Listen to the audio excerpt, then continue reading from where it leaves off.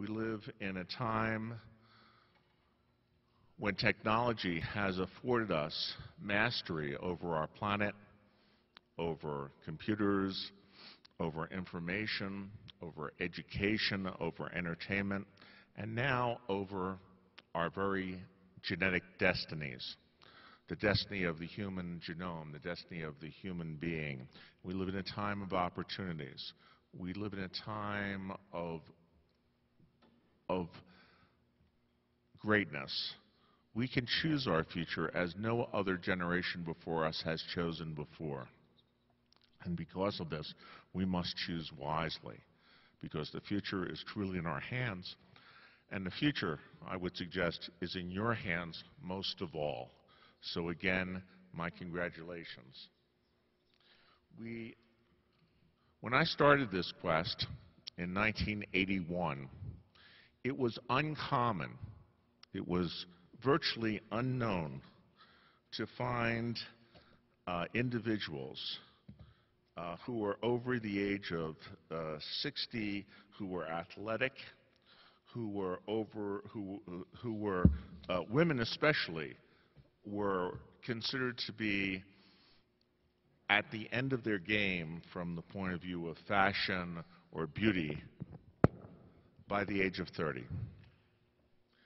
And I remember clearly in 1981 there was a magazine on the newsstand called Over 40, and it was kind of a men's magazine, fashion magazine of women who were not quite yet 40, who were still able or attractive enough to make it into the magazine, and just barely.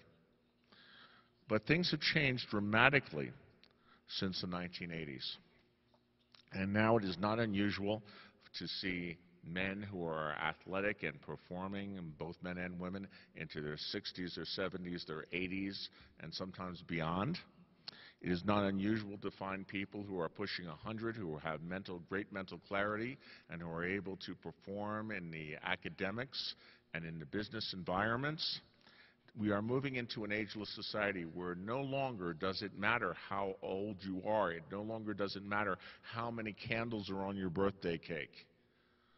The last great prejudice that exists in Western society is age, and that is falling by the wayside.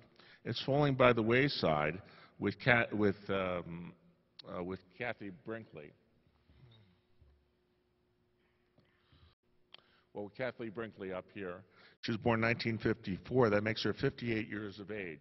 Or Mick Jagger, born in 43, who is now 69 years of age. Or Goldie Hawn, still considered a fashion icon at age 67 years of age. Or Suzanne Summers, age 66, who is still quite lovely, quite sexy, and definitely a leader in the trend of fashion and anti-aging, who is a leader and a model to women all over the world.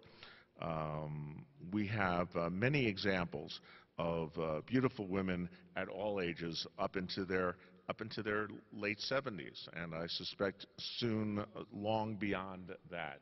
So we are moving into a different future, a paradigm shift, and this has occurred over the last 40 years. When I first began my medical career in 1972, I was working in hospitals as a respiratory therapist. I was doing acute care respiratory therapy, and it was common to see people who were in their 60s with severe pulmonary disease, with severe cardiac disease, and it was rare to see people in their 60s who were athletic and highly functional. But today, 40 years later, it is rare to find people in the intensive care units that are in their 60s, and very common to find people in the gyms who are in their 60s and 70s and beyond. And our models, our role models of anti-aging are Bob Del Monteque in this photo at 84 and Kelly Nelson at 79, these bodybuilders who are members of the American Academy. So we have gone quite a distance in the last 40 years, and we expect that we will continue to move forward in the years to come. We are, at the American Academy of Anti-Aging Medicine, we're particularly proud that we are an inclusive medical society, and we encourage all of our associate organizations to be inclusive in their societies. And by that I mean that we embrace all the medical specialties, not simply one medical specialty. We don't let people in the door and then slam the door shut behind them so that we are exclusive. No, we are inclusive. And that has been the secret of our success. It has been a reason for anti-aging spreading so profoundly around the world.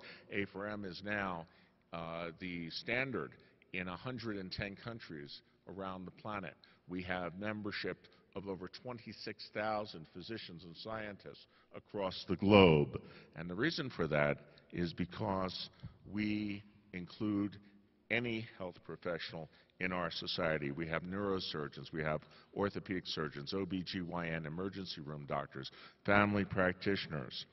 We have specialists in endocrinology, we have specialists in neurosurgery, we have specialists in podiatry. Any specialty you can think of in healthcare is now being represented in the new science of